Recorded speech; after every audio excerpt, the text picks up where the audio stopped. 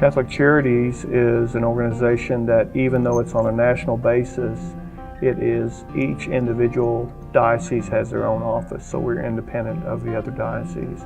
We're part of the Diocese of Tulsa, but we are an independent organization. We've been in Tulsa since 1953, and one fact that a lot of people don't know is the Catholic is in our name, so it is Catholic Charities, but about 85% of the people we serve are not Catholics. About 30% of our volunteers are not Catholics, and about 25% of our staff are not Catholics. So even though Catholic is in our name and we're a very Catholic organization, anyone is welcome.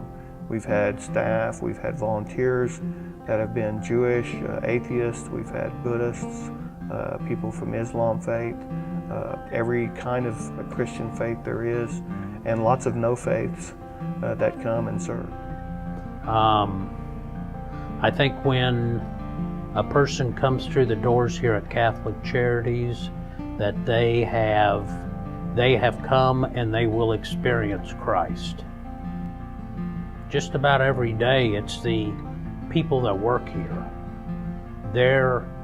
Most of them are here not for a paycheck as much as they are here to be the hands of Christ. I started at Catholic Charities a little over 10 years ago as a caseworker.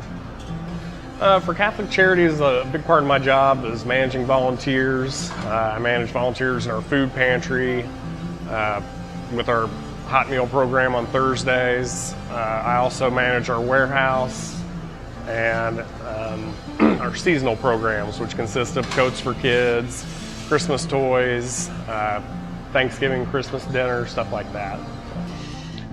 Well, I mean, the beautiful thing about Catholic Charities is we're all called to serve, and it gives us a place to do that.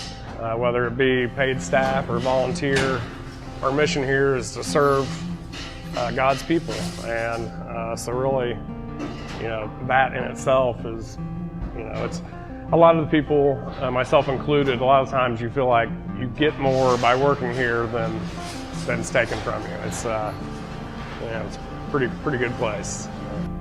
I got involved a little more than a year ago, last summer. Sometimes I'll have people from the GED class come in who need tutoring in some subject, or sometimes residents who need help with filling out applications or job forms, that sort of thing.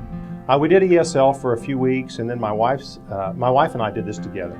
They were needing some extra help with math classes for GED, and so I just switched over to that. I think a lot of the students have had very negative experiences with school. That's one reason why they left school. And once in a while, I'll have a student who gets to be a part of the class and feels like for the first time in their life that they're a good student, that the teacher likes them and is proud of them and thinks that they'll go on and accomplish this. And so that's kind of interesting to watch that transformation. I think it's just the typical thing that you read about is a student falls behind, but they just keep getting moved ahead, even though they don't demonstrate proficiency in their grade level. I had a student who was writing an essay for me for the English class, and it was about a hard time in his life, and it was about when he was arrested and for a drug possession charge and went to prison, and he was writing about how that had shaped his life. And he was such a sincere, honest man and was so young. It made a deep impression on me, and he's taken the class several times in getting prepared, and I'm very proud of him. He's come a long ways, I think, both in maturity as well as preparing for the test. They all seem to appreciate the fact, the students all seem to appreciate the fact that someone is there spending time with them and helping them understand concepts that they just never really got the first time around. Yeah, I think people have a notion of that people that come here are just here to take advantage of us, but most of the people that come here, I think, are sincere, and they are so grateful when they get help. I'll start at the beginning. I really started discerning why I wanted to do something for Catholic Charities, because Catholic Charities had done something for our family.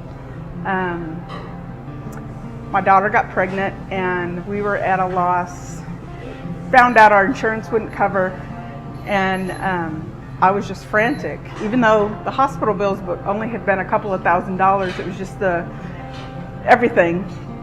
So I was frantic, and I called up Catholic Charities. It was a Thursday, and Thursdays are when they actually have people come in to the clinic. At that time, I'm not sure what it is now. And they could not have been any more non-judgmental, loving, caring, giving, everything that you would expect, they did. And so that was about a year ago in May, and it just felt like they just saved my life for some reason, And so for a long time I was discerning I need to give back, and we've always given financially, but I wanted to give back physically. Many of our volunteers, you see them give week after week, even when they don't necessarily feel like it.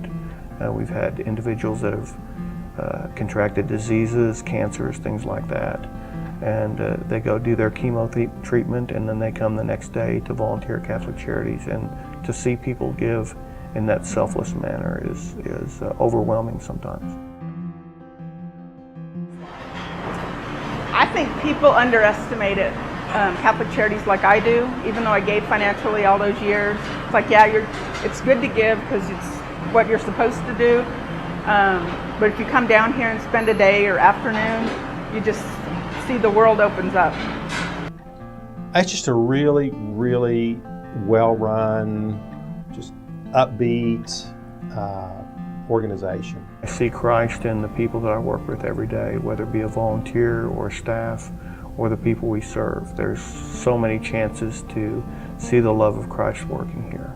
So the people that I've met here among the staff are willing to go to far greater lengths than any other organization that I've been involved with in the past before. We are kind of the tools that God utilizes to do His work. So,